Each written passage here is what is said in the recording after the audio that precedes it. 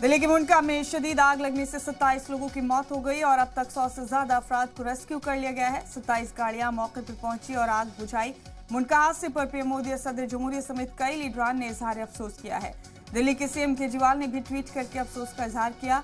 आग में जान गंवाने वालों के अहल खाना को पीएमएनआरएफ से 2-2 लाख रुपए और जख्मियों को 50,000 रुपए मुआवजा दिया जाएगा। दूसरी अहम खबर दे दें आपको, ज्ञानवापी मस्जिद के सर्वे पर फौरी रोक लगाने की मांग को सुप्रीम कोर्ट ने खारिज कर दिया है। हालांकि इस ताल्लुक में अर्जी पर समाअत के लिए सुप्रीम कोर्ट ने इत्तफाक़ी राय का इजहार किया है और बाद में इस पर समाअत की जाएगी। अंजुमन इंतजामिया मस्जिद कमेटी की जानिब से दाखिल अर्जी को लेकर चीफ जस्टिस एनवी रमन्ना ने कहा कि इस मामले में हमें कोई जानकारी नहीं है।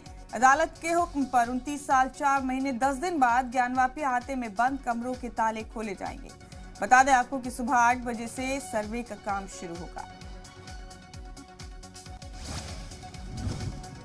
तीसरी बड़ी खबर दे दें आपको, मुत्तहिदा अरब अमीरात के सदर शेख खलीफा बिन जायद अल नहयान का कल इंतकाल हो गया।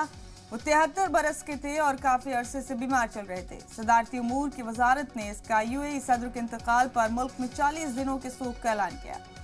इस दौरान मुल्की परचम आधा झुका रहेगा। इसके अलावा मुल्क के सभी जाती और सरकारी शोबे आइंदा 3 दिनों तक बंद रहेंगे। बीमारी के सबब गुज़िश्ता कई सालों से उन्हें अवामी तकरीबात में नहीं देखा जा रहा था।